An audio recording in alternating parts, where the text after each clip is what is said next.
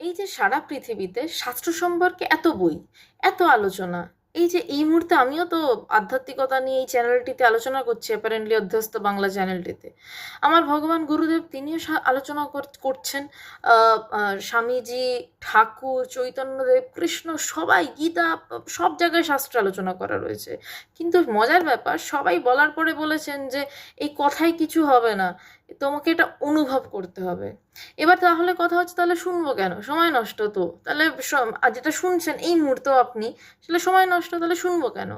তার কারণটা হচ্ছে, আমি যদি এক্ষুনি একটা এগ রোল বা চিকেন রোল খাই, সেটা হয়তো আমার অ্যাসিডিটি তৈরি করছে। কিন্তু তারপর যদি আমি একটা অ্যান্টাসিড খাই, সেটা আমার অ্যাসিডিটিটা কাটিয়ে আমাকে সুস্থ করছে।